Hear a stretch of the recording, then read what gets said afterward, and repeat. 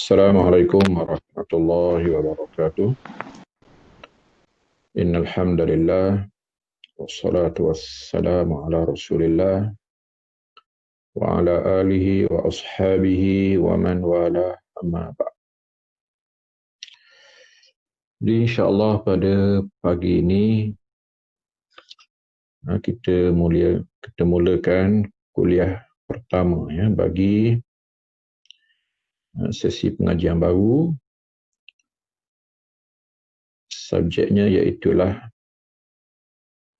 tarikh as-sunnah.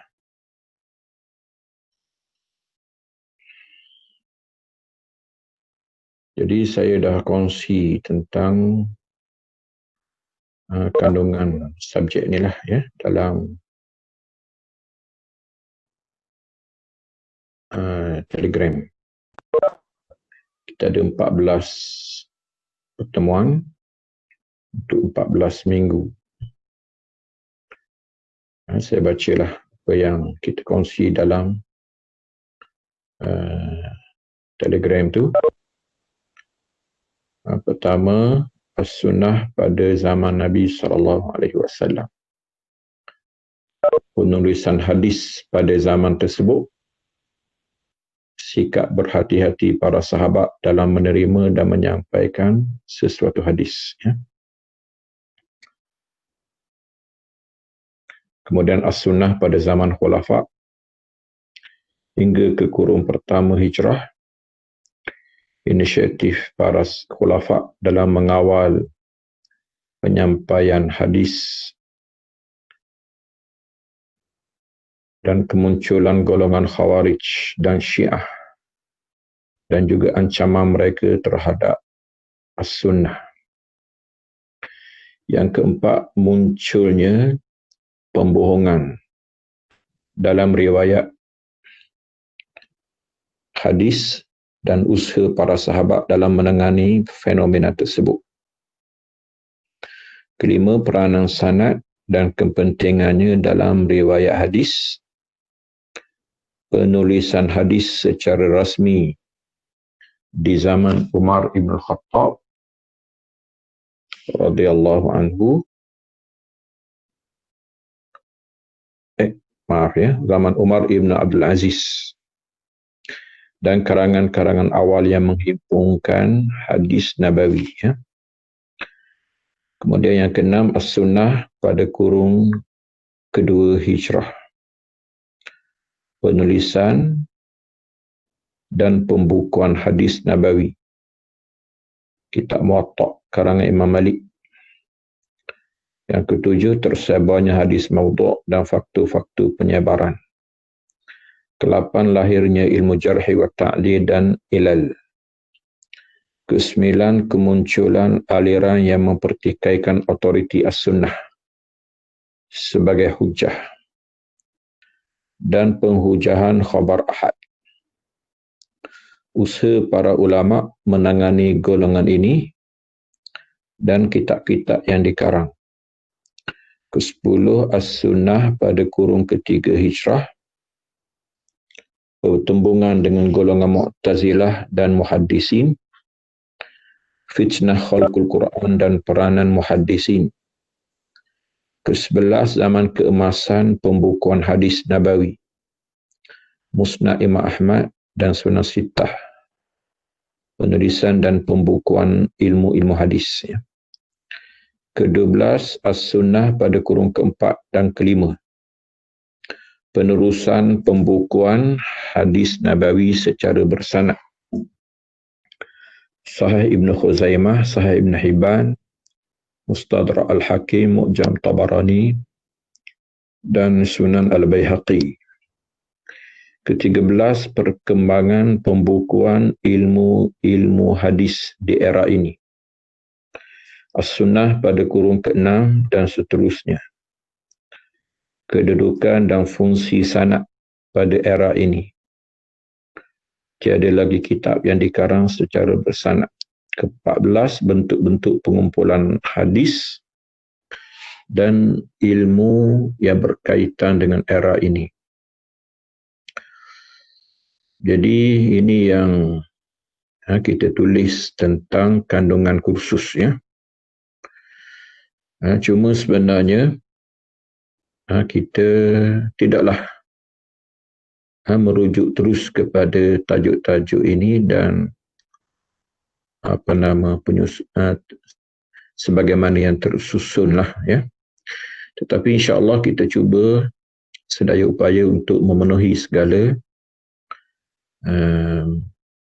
kandungan ini berdasarkan teks yang kita pilih yang dirasakan paling sesuai dan paling menyeluruh kepada keseluruhan tajuk-tajuk yang tersebut di sini ya.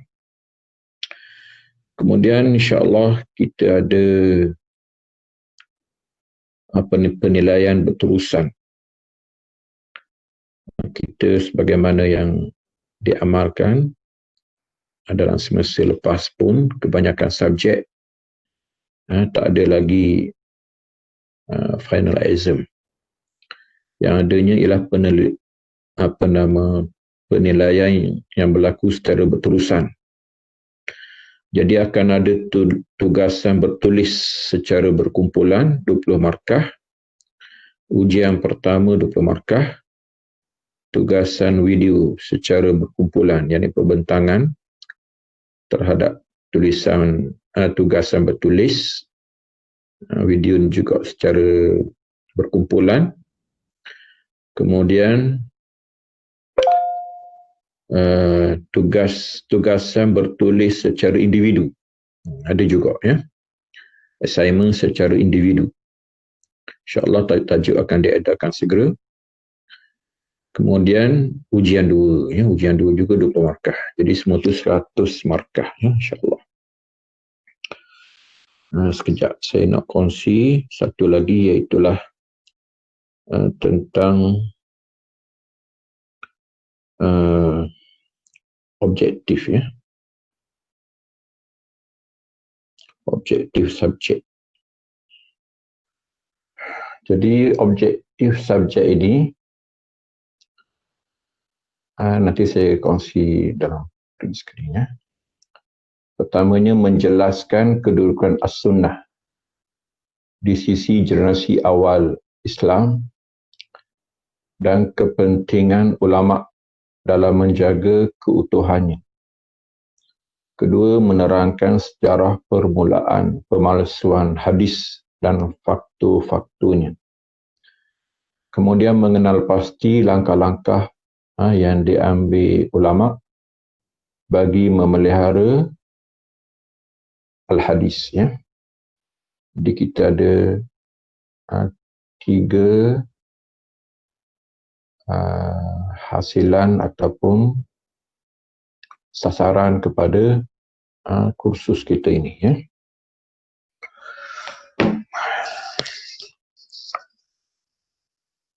Jadi teks yang kita pilih dan ini pun dah jadi teks rasmi lah ya. Iaitulah satu buku yang ditulis oleh Profesor Dr. Al-Husain Shawwab. Dia ialah Presiden American Open University ya, di Kairo, di Mesir, ataupun dipanggil Al-Jami'ah Al-Amrikiyah Al-Alamiyah. Jadi teks ini asalnya digunakan untuk pengajian jarak jauh ya. Sebab universiti ini ialah universiti Open University ya, universiti yang menjalankan pengajian secara online. Walaupun tajuk dia Hujiyatus Sunnah wa Ta'rikhuha, mana penghujahan sunnah dan sejarahnya. Jadi ada 2 komponen tu ya. Hujiyatus Sunnah dan Ta'rikhus Sunnah. Tapi sebenarnya dilihat pada kandungan dia lebih kepada Ta'rikhus Sunnah, sepatutnya terbalik. Ta'rikhus Sunnah wa Hujiyatuha, pensejarahan as-sunnah dan penghujahannya. Kerana buku ni ada dua bahagi. Ya. Bahagi yang pertama ialah Tarikhus Sunnah dahulu. Yang kedua barulah Hujiyatus Sunnah.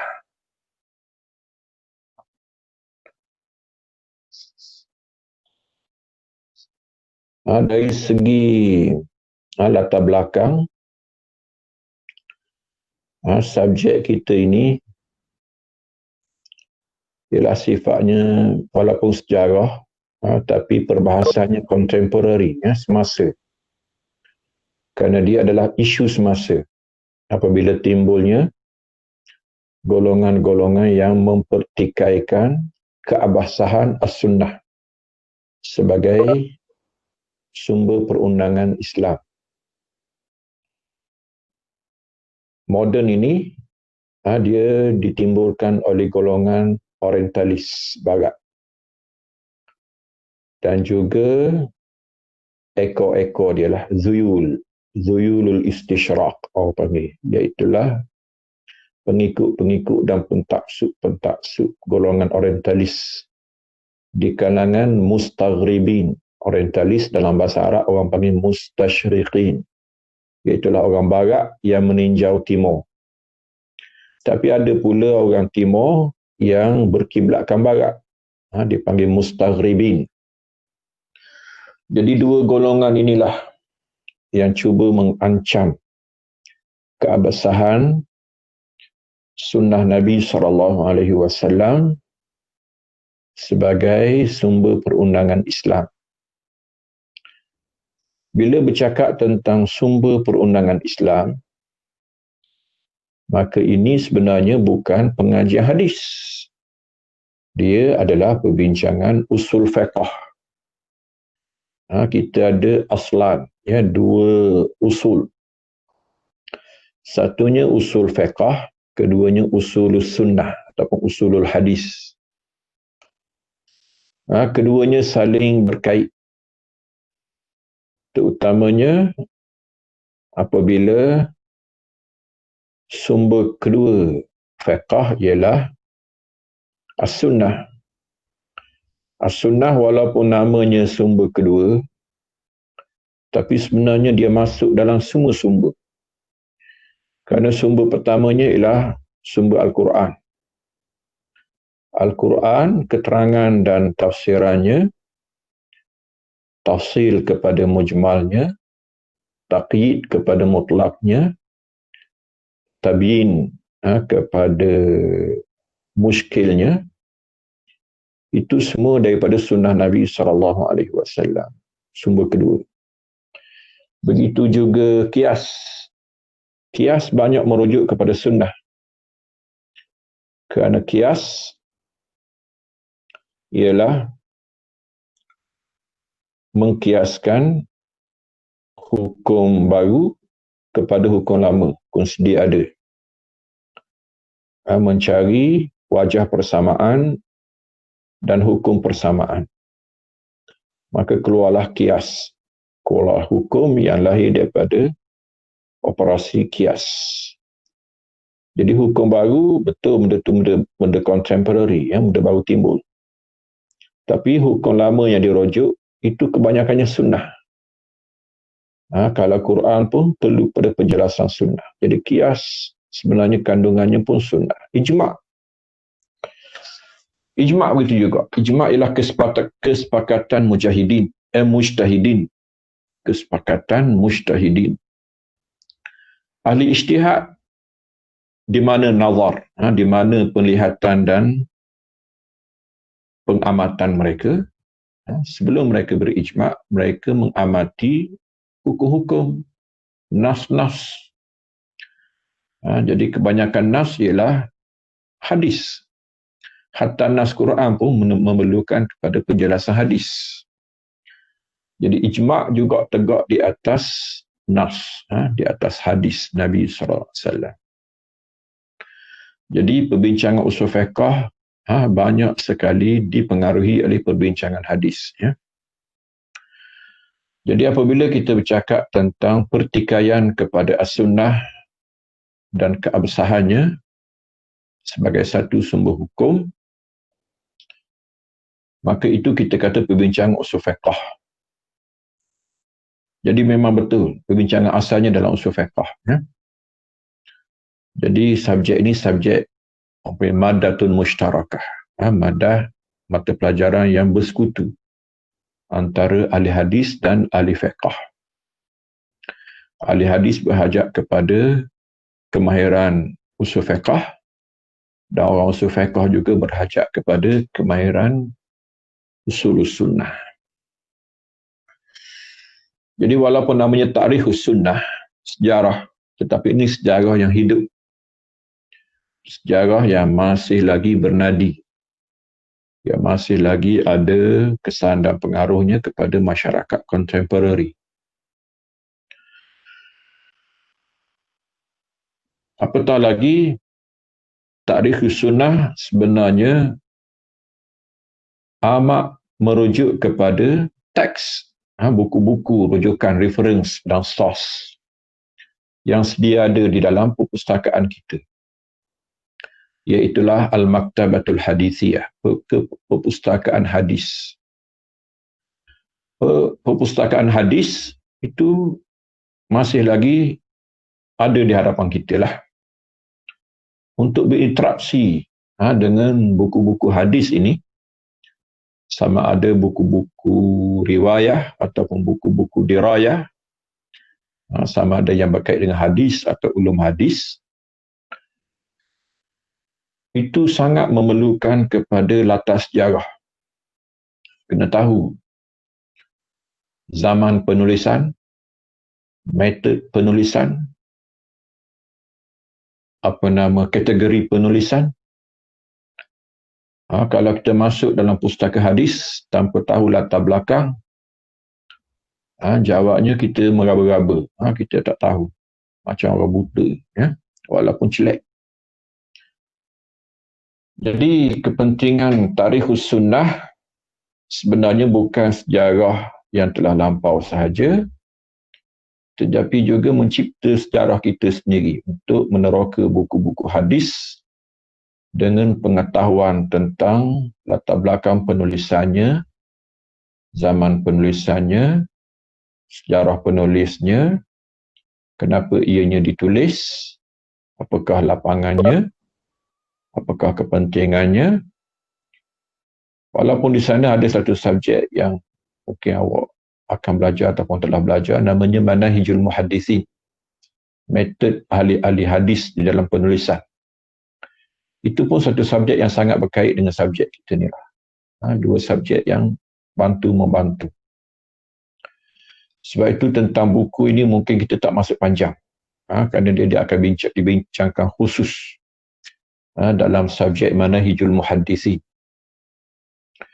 Yang berkait dengan Al-Kutubus Sittah, buku-buku utama, Sahih Bukhari sehinggalah Sunan Ibn Majah, dan juga penulisan-penulisan sokongan ataupun rujukan kepada Sunan Sittah. Rujukan kepada Sunan Sittah ialah peringkat masanid yang dipimpin oleh Musnad Al-Imam Ahmad. Kemudian sebelum Musnad Imam Ahmad ialah rujukannya ialah generasi Musannafat wal Jawami', yang mana kitab yang paling berfungsi berpengaruh iaitulah Al-Muwatta', karangan Imam Malik. Dan juga penulisan-penulisan selepas Al-Kutubus Sittah, yang melengkap dan menyempurnakan lagi kajian dan penelitian hadis, iaitulah kitab-kitab sihah,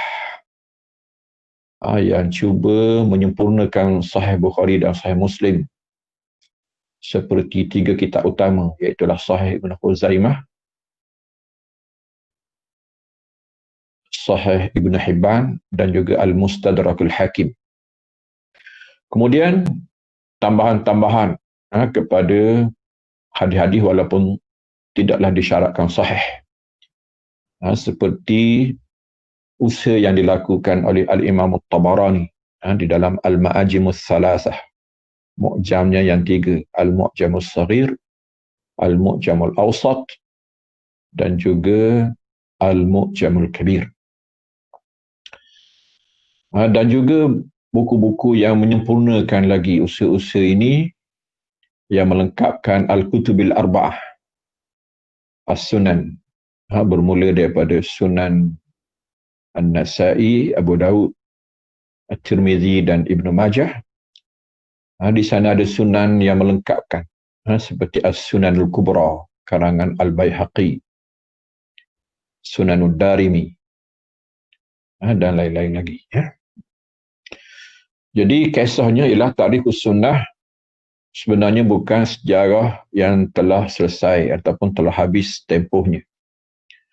Selagi berperanan dan selagi berfungsi kitab-kitab ini, maka kita sangat berhajat untuk memahami Tarikhus Sunnah. Jadi Tarikhus Sunnah adalah jambatan untuk kita berinteraksi. Kaifa nata'amalu ma'a al-musannafatil hadithiyah. Bagaimana kita ingin berinteraksi dengan penulisan-penulisan dan karangan-karangan dan juga warisan-warisan ilmu hadis yang berbentuk buku. Jadi ini Tarikhus Sunnah secara umumnya. Tetapi Tarikhus Sunnah sebagaimana kita melihat objektif dan juga kandungan, apa yang paling utama, sasaran utamanya iaitulah menjawab salah faham sekitar hadis. Sama ada salah faham yang sengaja dicipta oleh musuh yang berniat jahat, ingin memporak-porandakan Islam dan sumber-sumbernya, ataupun salah faham di kalangan juhala, abisin, golongan yang jahil, golongan yang masuk campur dalam perkara yang mereka tidak tahu. Itu pun berlaku. Salah faham ini ada yang lama, syubuhat, qadiman wa haditha. Salah faham, ada yang lama, ada yang baru. Yang baru yang tadilah kita bercakap, iaitulah golongan mustasyrikin dan mustaghribin, orientalis barat dan juga anak-anak murid mereka di timur yang berkiblatkan mereka. Lahirnya golongan dia panggil Al-Qur'aniyin, Jama'atul Quran ataupun Jama'atul Qur'aniyin, Jemaah Al-Quran. Tapi itu nama yang sebenarnya berniat jahat. Nama sebenarnya ialah golongan anti hadis. Walaupun mereka melabelkan mereka sebagai Jama'atul Quran ataupun Jama'atul Qur'aniyin. Dan di sana ada syubuhatun qadimah, kekeliruan sebenarnya telah lama, yang mana walaupun hebat tetapi telah ditangani baik oleh tokoh seperti Al-Imam Syafi'i rahimahullah. Kita yang bermazhab Asy-Syafi'i ini, antara yang paling kita bangga ialah Imam Syafi'i kita bergelar Nasirus Sunnah. Ini gelaran yang melekat pada gelaran Imam Syafi'i. Dia dikenali sebagai Nasirus Sunnah, pemberi kemenangan, penegak kemuliaan kepada sunnah Nabi SAW. Kisahnya ialah apabila timbulnya golongan yang telah mempertikaikan kewibawaan, autoriti dan keabsahan as-sunnah. Sejak lama dahululah. Di kalangan golongan Khawarij, Mu'tazilah, Syiah, dan Al-Firaqul Batilatul Dhallah, kumpulan-kumpulan serpihan Islam yang sesat ini. Antara punca sesat mereka yang terbesar, utama ialah sesat mereka di dalam memahami konsep as-sunnah sebagai sumber. As-sunnah dari sudut kefahaman, as-sunnah dari segi kaedah memahami, as-sunnah dari segi kaedah berinteraksi. Mereka sesat kerana gagal di dalam menangani ini semua. Al-Imam Syafi'i antara yang pertama menangani mereka dengan hujah lisan dan juga hujah tulisan. Kerana dialah yang pertama menulis buku usulul fikhi, usul fiqh yang kita kata sangat berkait dengan pengajian Ta'rifus Sunnah dan Hujiatus Sunnah ini. Penulis pertamanya secara rasmi tanpa pertikaian iaitulah Al-Imam Syafi'i rahimahullah. Dalam kitabnya Ar-Risalah. Cuba tengok tajuk-tajuk dalam Ar-Risalah. Majoriti dan kebanyakannya ialah tajuk-tajuk yang berkait dengan As-Sunnah, penghujahan As-Sunnah. Sama ada Sunnah Mutawatirah ataupun Sunnatul Ahad. Dibawa hujah-hujah yang terlalu terang nyata dengan bahasa yang sangat selesa untuk dibaca. Imam Syafi'i menolak golongan-golongan ini. Jadi kitab Risalah itu kitab perang. Memerangi golongan-golongan Muqtadi'ah yang menyelisihi cara as-salafus salih, terutamanya para sahabat yang mulia, apabila mereka mempertikaikan keabsahan as-sunnah dan apabila mereka meminggirkan sumber sunnah di dalam kefahaman agama dan juga pengambilan hukum. Apatah lagi Al-Imam Syafi'i ada kitab khusus dalam perkara ini. Ini sesuai untuk dibaca, nipis je. Tajuk dia Ikhtilaful Hadis. Ikhtilaful Hadis. Hadis-hadis yang zahirnya nampak macam bercanggah. Lalu menjadi sebab faktor kepada kekeliruan di kalangan mereka yang mencari kesalahan hadis.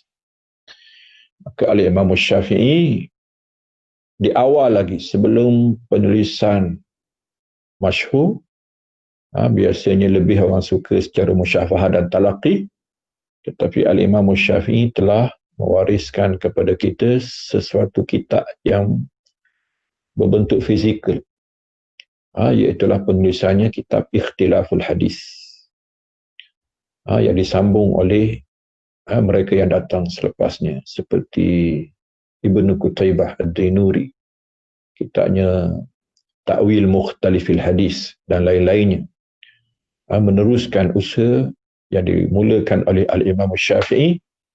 Tujuannya menjawab salah faham yang telah berlaku di awal sejarah Islam.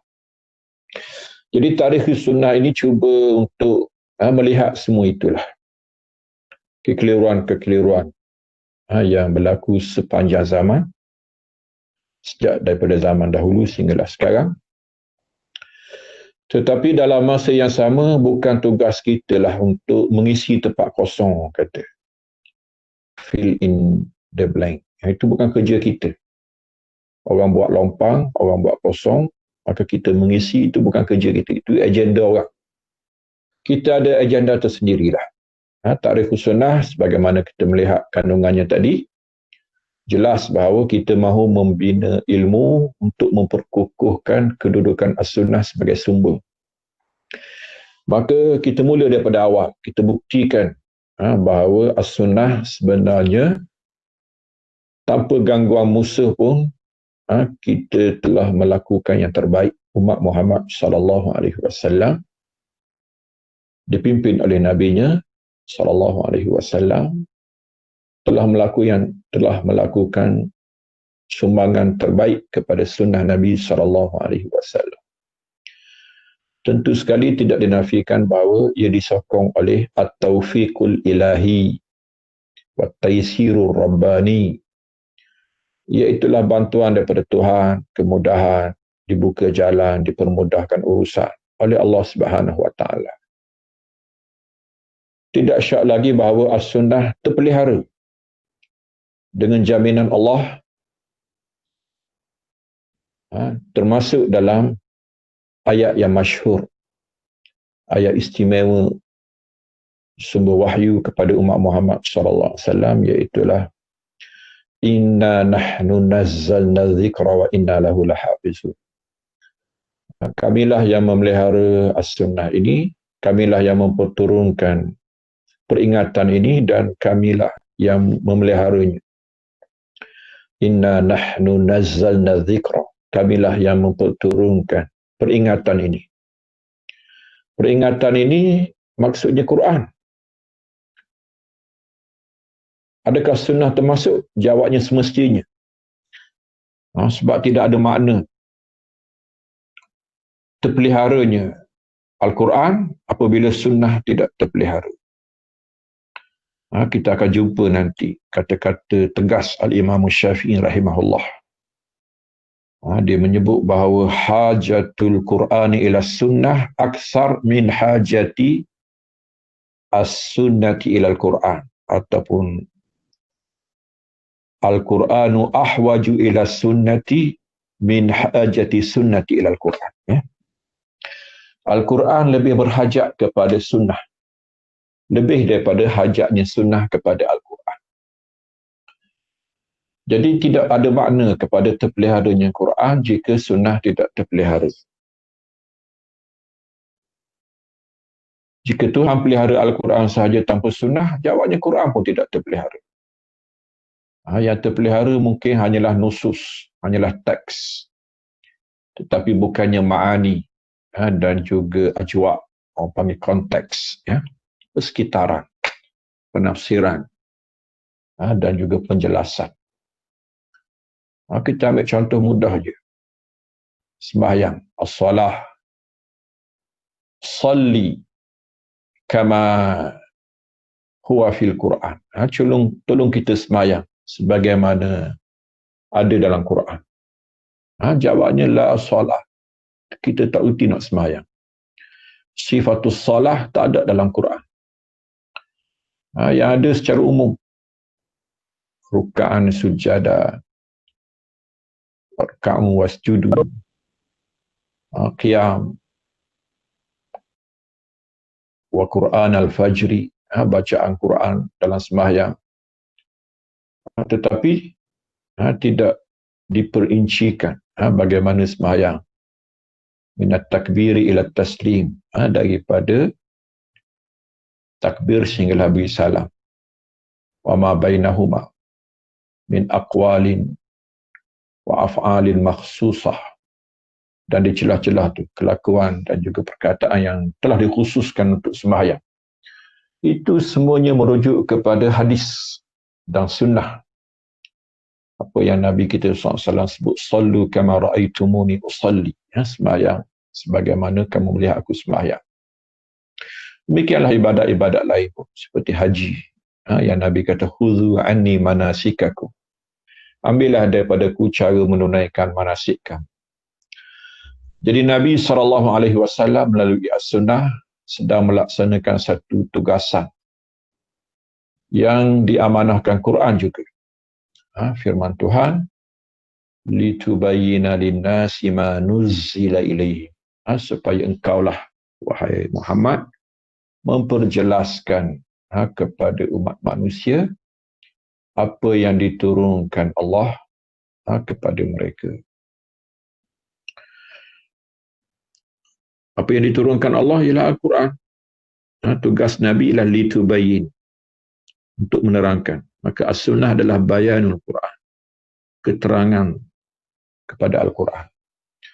Jadi yang dimaksudkan dengan ayat inna nahnu nazzalna dzikra wa inna lahu lahafizun ialah az-zikra az-zikr di situ ialah Al-Quranu was sunnatu ma'an. Al-Quran dan as-sunnah sekaligus, ya. Ini semua ada pendetailannya lah. Sama ada dalam bahagian pertama, Ta'rifus Sunnah, ataupun bahagian kedua, iaitulah Hujiyatus Sunnah. Kalau kita berkesempatan, kita memang akan ikut buku ni, ya. Walaupun tidak mengabaikan semangat konteks kandungan yang kita baca tadilah, ya. Sengaja saya baca tadi tu supaya kita dapat gambaran awal, kita boleh ikut susunan sana, ataupun ikut semangat yang ada dalam konteks tu. Cuma akan menurut susunan daripada buku kita ni lah, ya, supaya lebih teratur. Kita kata kita akan melihat semula Tarikhus Sunnah ini daripada agenda kita, bukan agenda musuh. Maka kita mulakan sunnah sejak daripada zaman Nabi SAW. Faktor Nabi itu sendiri sebagai guru, sebagai penyampai. Yang keduanya satu sunnah itu sendiri, ya, sebagai muqarrar, sebagai silibus. Apa kekuatannya sehingga dia terpelihara. Dan kemudian faktor murid, pendengar, Nabi kita SAW mendapat murid yang terbaik, iaitulah para sahabat yang mulia. Kemudian kita akan melihat juga dari segi wasail ta'limiyah, ya, teknik PNP, ya, pengajaran dan pembelajaran yang berlaku.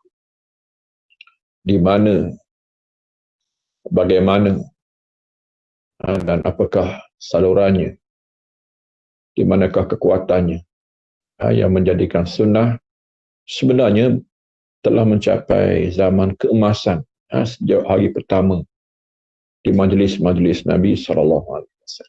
Kemudian sunnah di zaman tabi'in,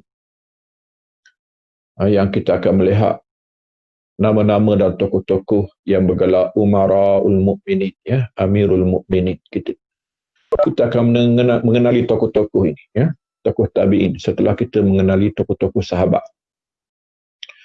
Tokoh sahabat diwakili oleh kerajaan, oleh khulafa arba'ah. Sunnah di zaman Abu Bakar, sunnah di zaman Umar. Umar ini nama besar, sebagai penjaga sunnah. Sehingga dikatakan as-sunnah, jika ingin dilihat apakah yang terbaiknya, maka ialah sunnah di zaman Umar bin Khattab. Dan dialah sebenarnya pun asas kepada ulum hadis. Pada hakikatnya lah, dia telah membuat beberapa disiplin yang kukuh supaya hadis terpelihara. Dan tidak ketinggalan juga di zaman Osman, dan juga di zaman Sayyidina Ali, ya, ridwanallahu alaihi. Kemudian di zaman tabi'in kita akan melihat tokoh-tokoh yang sebenarnya pahlawan sebenar Islam, walaupun mereka bukan pahlawan di medan perang, tapi panel ataupun penulisan dan juga hafalan penjagaan mereka sebenarnya seperti pedang-pedang di medan perang. Mereka adalah suyufullahil maslulah, pedang-pedang Allah yang terhunus. Terdiri daripada umara'ul mu'minin fil hadis, amirul mu'minin walaupun bukan di bidang politik dan pemerintahan, kekuasaan, tetapi mereka adalah amirul mu'minin dalam ilmu hadis. Kita akan melihat bagaimana mereka adalah benteng yang terlalu kukuh. Ketika hadis dicemari, di zaman mereka lah berlakunya pencemaran. Pencemaran yang dikenali sebagai wad'ul hadis. Zahiratu wad'ul hadis. Ya. Fenomena mereka hadis. Terutamanya di tanah Iraq. Maka lahir tokoh seperti Amirul Mukminin fil Hadis, Syu'bah ibn al-Hajjaj, rahimahullah. Yang dikatakan laula Syu'bah ma urifal hadithu bil Iraq. Kalau tidak kena Syu'bah, hadis tidak lagi dikenali di tanah Iraq.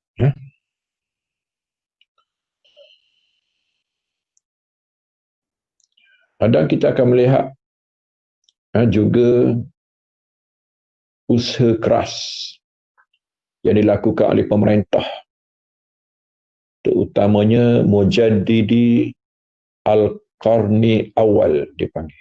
Mujaddid kurun pertama. Ala Ra's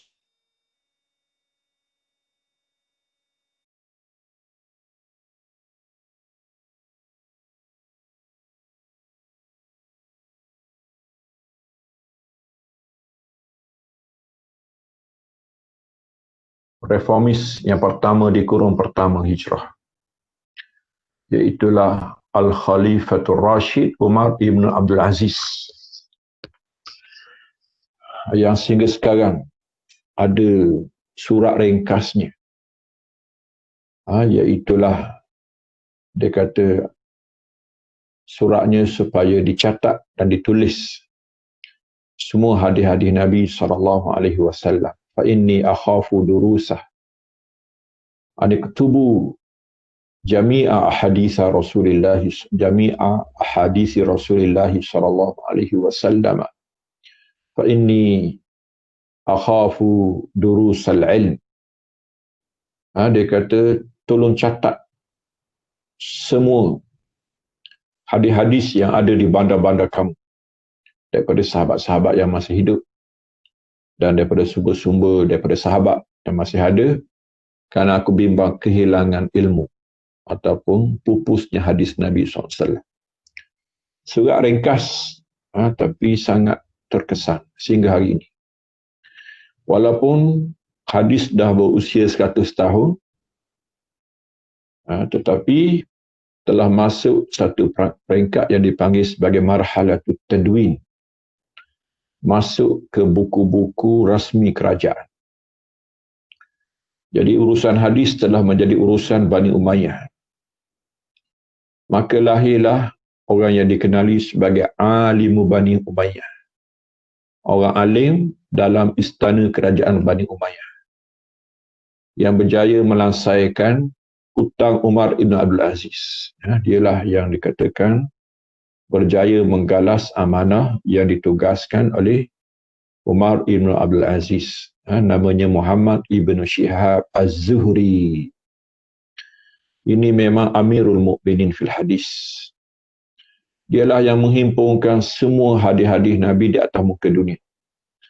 Bahkan dia lajak lagi semua perkataan sahabat, semua fatwa-fatwa tabi'in dihimpunkannya. Asalnya usaha pribadi dia, kerana mematuhi perintah Umar, mengambil semangat daripada pekiling Syed Umar Ibn Abdul Aziz. Kemudian dia masuk kerajaan dan dia dimuliakan oleh Bani Umayyah. Bahkan dia letak taraf sahabat kepadanya. Gajinya seperti gaji yang pernah ditetapkan oleh sahabat, kepada sahabat-sahabat Nabi SAW. Walaupun di zaman sahabat telah tidak ada. Jadi tolong baca panjang. Nanti kita akan jadikan tokoh-tokoh ini sebagai tugasan untuk kita buat profil dan juga biografi. Kemudian peringkat muridnya. Murid Az-Zuhri inilah, Zuhri yang bergelar pengasas kepada ilmu hadis riwayah. Maka dia melahirkan satu senarai panjang yang dikenali sebagai Al-Musannifun Al-Awail fil Muduni wal Amsar, penulis-penulis pertama hadis di setiap bandar dan juga pasar dan juga negara. Maka lahirlah tokoh-tokoh di Mekah, Ibnu Jurayj, Abdul Malik Ibnu Jurayj.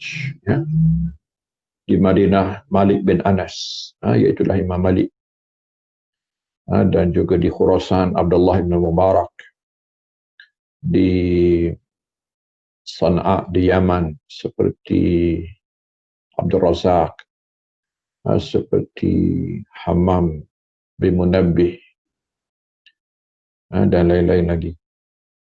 Sufyanus Thawri, Sufyan bin Uyainah di tanah Iraq, di Syam seperti Al-Auza'i, dan satu senarai panjang tentang tokoh-tokoh penulisan awal yang dilahirkan daripada madrasah Ibnu Shihab Az-Zuhri rahimahullah.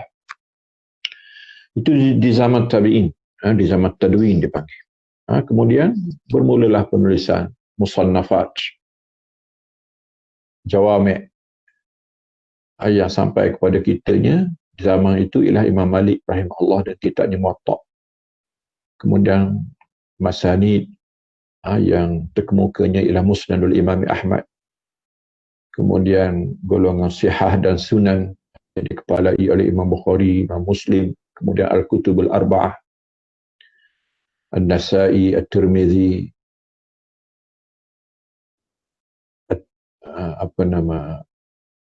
Abu Daud dan juga Ibnu Majah. Kemudian pelengkap-pelengkap penulisan selepasnya. Jadi ini tarikhus sunnah secara umumnya lah. Saya agaklah pertemuan pertama ni saya tak nak baca lagi lah teks ni. Hari ini hari pertemuan, pertemuan pertama kita mengenali subjek ni lah. Secara umum Assalamualaikum warahmatullahi wabarakatuh. Waalaikumsalam. Waalaikumsalam warahmatullahi wabarakatuh. Terima kasih, Ustaz.